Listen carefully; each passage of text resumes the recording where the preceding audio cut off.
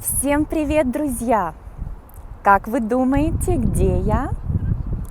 Правильно, я в Санкт-Петербурге! У-у-у!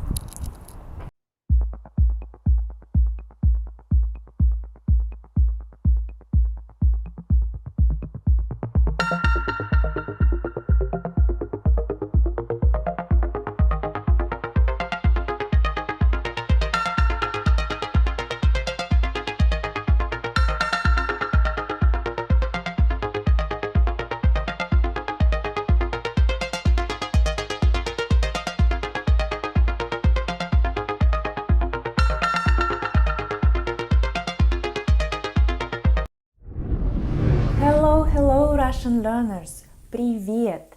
I'm sure you want to ask me, Анастасия, что ты делаешь в Петербурге? Конечно, я здесь преподаю русский язык. Good news! I'm still teaching Russian as a foreign language. And I'm also helping my good friend and colleague Irina Andreeva, who lives here in Saint Petersburg, to promote her online learning platform for learning Russian as a foreign language. So, if you are interested in this super useful tool for learners, please watch this video till the end and I will tell you more about it. It wouldn't be a Russian lesson from Anastasia though if I didn't tell you anything about the Russian grammar, right? So today we are going to learn a little bit about the genitive case and one of its main meanings. To learn about this main meaning, look at the very word genitive. What does it remind you of? Genitive, genesis, generation, right? Generate. So this case, one of the main meanings of it is when something or somebody comes from somewhere. It's the origin of somebody or something. For example, Я из России. I am from Russia, meaning I come from Russia, I was born here, so this is my place of origin. Я из России.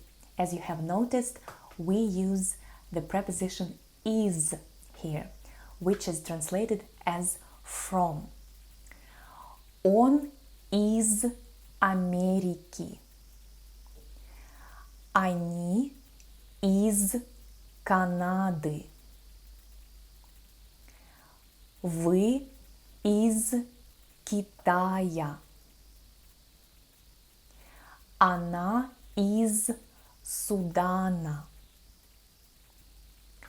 So let's look at the endings now.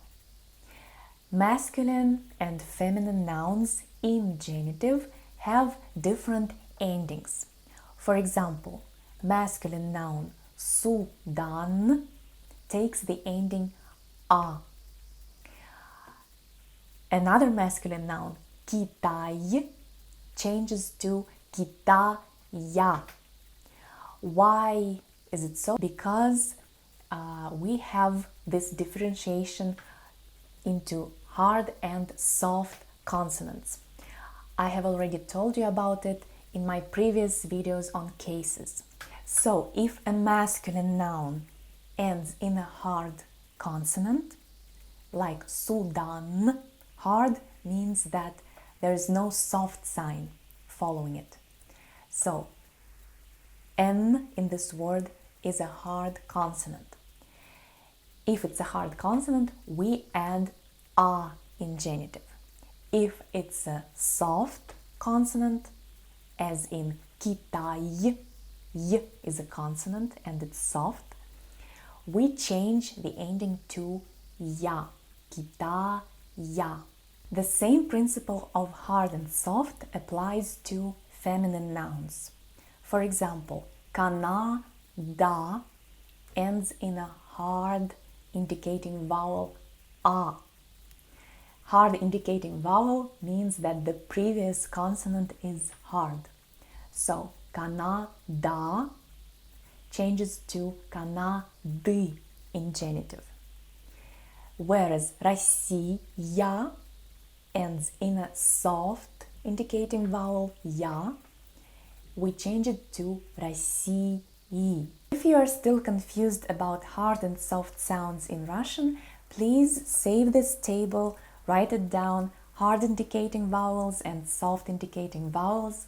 It will help you when changing the nouns endings in different Russian cases. So the meaning of genesis, which is the main meaning of the genitive case, applies not only to people but to inanimate things. For example, дом из дерева, a house made of wood. Please pay attention to the preposition. We use the same preposition, is. It's like the house comes from wood, from this material. It is made of it. So wood is the origin of the house. Or дом из кирпича. Same thing. Pay attention to the ending of the neutral noun дерево. It's neutral in Russian. It changes just like the masculine noun кирпич. So masculine and neutral nouns in genitive have the same endings a or ya, and only feminine nouns differ in their endings. For example, тигр из бумаги. Бумага, paper, is feminine, so we change the ending to the feminine genitive ending e. Now you might ask, why don't we keep the principle of hard and soft indicating vowels here? A is a hard indicating vowel, so it should be changed to U. But if you have watched my previous videos, you know that these three consonants in Russian, K, G and H, they never go with U. It's just a pronunciation nuance. And if you think about it, it's logical, because saying K, G, H takes a lot of energy from you. So we never use U after these three consonants. That is why instead of U, we put I. Бумага из бумаги. Америка из Америки. Книга из книги. From the book. For example, я узнала это из книги. So I learned it from the book. My knowledge originated in the book. It came from the book. So this is using the genitive case when saying that somebody or something comes from somewhere as their origin. We can also use the same case and the same preposition is when we are coming from a place right now. For example, я иду из магазина. I'm coming from the store right now. Он идет из больницы. Мы идем из театра. Они едут из города. Вы едете из деревни. What if it's not a physical location, but a process or an activity? For example, I am coming from a conference. Then you will use the same case, genitive, but a different preposition. the preposition с. Я иду с конференции. Они идут с вечеринки. Мы идем с, не знаю, откуда, со встречи. By the way, here I added a vowel to the preposition с, со встречи, because the word встреча starts with 3 consonants. We have 3 consonants there. So when adding another consonant in the form of a preposition, we have to break them up, to break up the cluster of consonants. Со встречи. We use the preposition is with enclosed spaces such as buildings or places that have borders or boundaries, like a city, a country, a village. And we use the preposition с with open areas, for example, a beach. Я иду с пляжа. And also we use the preposition с with activities or processes, like с конференции. Most of the time, when we use the preposition в in prepositional and accusative, we use the preposition is in genitive. And if we use на in prepositional and accusative, we use с in genitive. Please find more information about the prepositions v and na in my previous videos on the prepositional and accusative cases. And of course we have exceptions. The Russian language wouldn't be the Russian language without exceptions, right?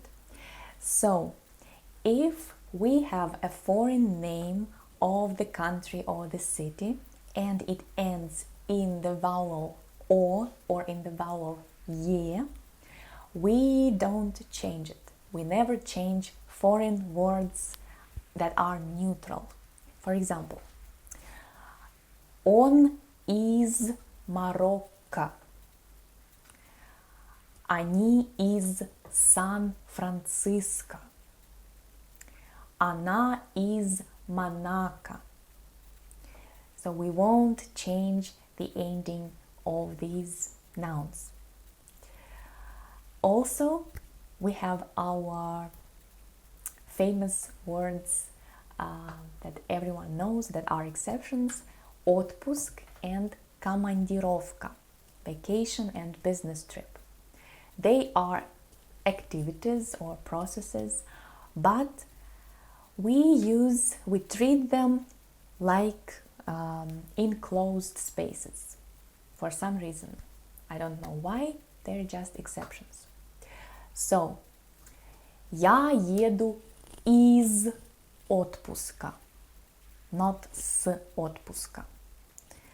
Они едут из командировки, not с командировки. So please pay attention to these nouns, and I have also talked about them in my previous videos on the prepositional and accusative cases. So please watch them again to make sure this information sinks in. Now you might ask me, what about other prepositions that are used with genitive? For example, what about the preposition of? You might even say, Anastasia, before we heard you say that the genitive case is the of case, and it's true, but I'm going to tell you about this meaning of genitive in the following videos. And now I want you to let me know where you are from.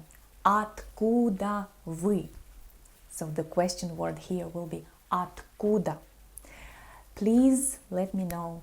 Я из Англии, я из Америки, я из Франции, я из Китая, из Японии. So please let me know where you are from in the comment section. And now I'm going to tell you about a very, very useful tool for any, no, not for any, for beginner Russian learners. So if you are a beginner, keep watching. This will be a great help to you in building your grammar tree. If you don't know what a grammar tree is, watch my video on bold and bankrupt. I'll leave the link here somewhere or here. So let me tell you what this online platform has for you to help you move faster through a beginner's level of Russian. And by the way, if you are not a beginner already, but you feel like you have some gaps in your knowledge of grammar, this course will also help you. So it has 10 modules with 6 to 7 lessons in each module. It is very well structured and it allows you to learn grammar topics in the right sequence. I talk about the correct sequence of grammar topics in my bold and bankrupt video. So again, if you haven't watched it yet, please do. So let's look at what each module has. For example, we open module 4. As you can see, there are 6 lessons. We go to lesson 1, and here you can see explanations in English with examples, very detailed explanations, charts, examples. All the dialogues are authentic. A lot of charts, a lot of dialogues, also exceptions, which is very important when you are learning Russian. It also has lesson vocabulary, where all the words have stress marks, and you can also listen to the speaker pronounce the words. Где? Земля. Луна. And so on. And at the bottom of each page of each lesson, we have exercises. Упражнение. So let's look at what the exercises are in this course. They are very interesting. In each exercise, you have around 14 or 15 examples, sentences, where you need to put the words in the correct form. For example, I have a sentence here, and my task is to put all the words in the brackets in the correct form. So to conjugate the verb correctly and to put the nouns in the correct case. Since this lesson is on the prepositional case, I need to put the nouns in prepositional. If you don't have a Russian keyboard, there is a virtual keyboard for you. So you can type, for example, живет. You can also listen to the speaker pronounce this sentence. Николай живет в Сиднее, в Австралии. And then you can check your answer. Correct. It's very important when you are a beginner to check your answers to be corrected. So if you make mistakes, you need to be corrected.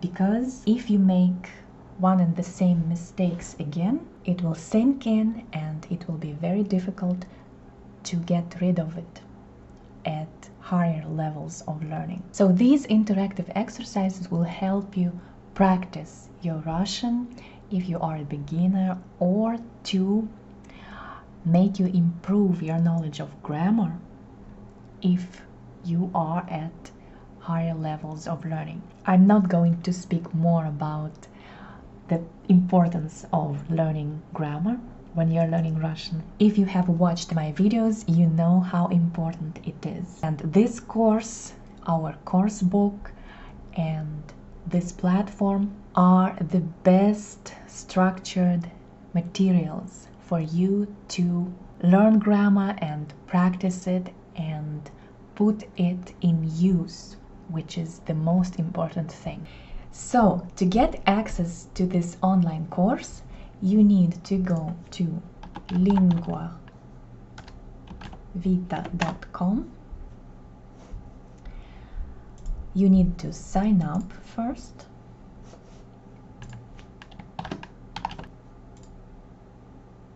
Then you go to For Students, go to Courses, Russian language A1 level. You scroll down and you pay for 1 year of access to this course. So now this course is available with a discount for only 2,200 rubles, which is a little bit more than $20 US. 1 year of access. I think it's a very reasonable price. Also, if you are a fan of audio courses, I want to remind you that I have one, and you can find the link to it in the description. I'm also offering a discount for this course in October, so if you are not yet familiar with my course, please take a look. It's an audio course, you can listen to it wherever you want, plus you get the 1500 words vocabulary audios, which are also super useful. You get 1500 words and you can listen to them again wherever, whenever you want, and learn Russian. Thank you for watching this video, and I will see you in my next videos. Give me a thumbs up and пока-пока. Друзья, ждем вас в Санкт-Петербурге! Ура!